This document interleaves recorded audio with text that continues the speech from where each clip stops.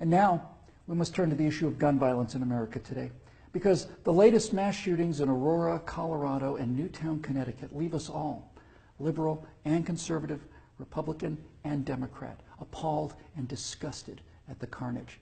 Now, some people, and that includes many of you in this room tonight, want to place the blame for this horror on things like 30-round magazines or semi-automatic rifles. We want to blame something, anything that we can control.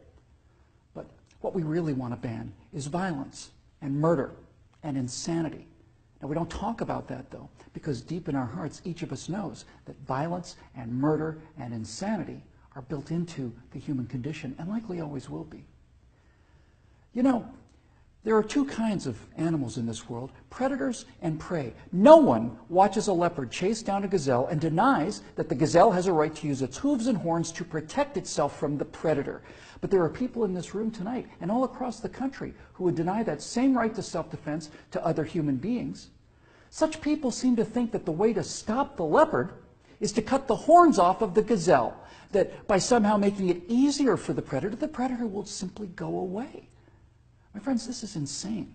When you make it easier for the predator, you get more predators. So let's start with the so-called assault weapons, more properly known as semi-automatic rifles. In 2011, the total firearm murders came to 8,583, according to the FBI. Now, during that time, the total murders committed by rifles, all rifles, not just semi-automatic rifles, were 323. That's 3% of all murders. Hammers and clubs kill half again as many people as rifles. Hands and feet murder twice as many. And knives kill 5 times more Americans than all rifles combined.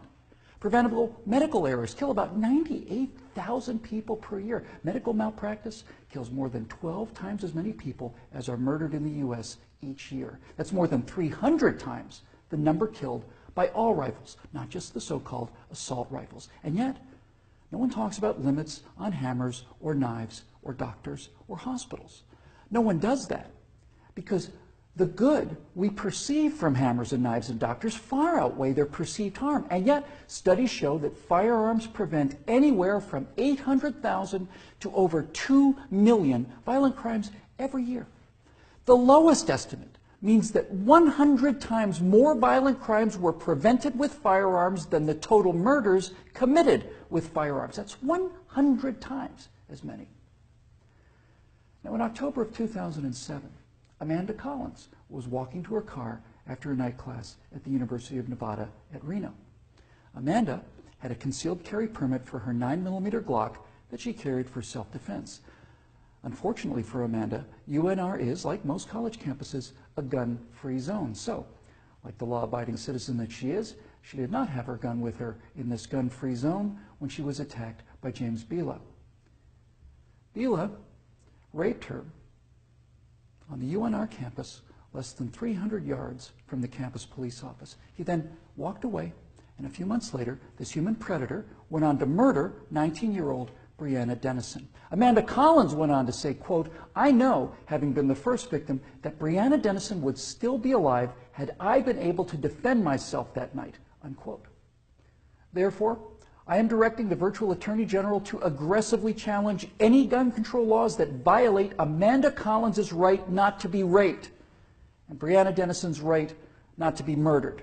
You're not forced to abandon your First Amendment right when you enter Chicago or New York, or your Fifth Amendment rights when you walk onto a college campus. As virtual president, I will veto on the spot without hesitation, but with a great deal of pleasure, any and all attempts to destroy any of the Bill of Rights, of the Constitution of the United States of America.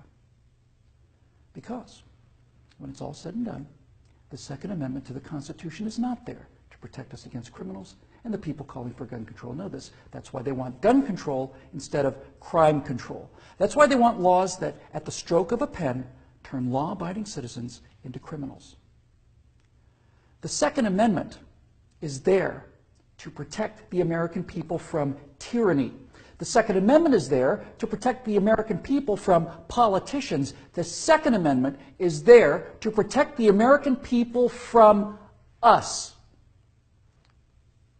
Now, Some politicians claim America deserves a vote on this issue. Okay, let's have a vote. Those of you advocating infringement on the right of the people to keep and bear arms need to go to the American people with the 28th Amendment, which would simply read, the Second Amendment to the Constitution is hereby repealed. That would, for the first time, give you the legal authority to do what you have been doing and what you are trying to do now in direct violation of your oath of office to defend the entire Constitution of the United States, not just the parts you happen to approve of. So go ahead, go to the American people and tell them that ultimate power is no longer to be vested in the people who can't be trusted with that power according to you. Tell them only the government can have that power now. You go out there and try to convince the people of the 38 states that you're going to need to get that amendment passed to agree with your opinion of them versus their opinion of you. I dare you. 12 million unarmed men, women, and children were unable to resist being murdered by their own National Socialist government in Germany. Perhaps 50 million unarmed men, women, and children were murdered by their own Union of Soviet Socialist Republics. 50 million Chinese murdered by their own government under Mao, who also disarmed his people. And in Cuba, and in Vietnam, and in the killing fields of Cambodia. Now you say that can't happen here? You say we're protected? By what? By the Constitution that you're in the process of destroying? You are in violation of your oaths of office by so much as introducing this legislation, let alone passing it. My fellow Americans, the previous inhabitants of this chamber watched as 100 million people were murdered after being disarmed by their own governments. Every single one of those men, women, and children were as real and precious and irreplaceable as the children at Newtown. And I tell you here and now that I will be damned if I will let that happen to the American people.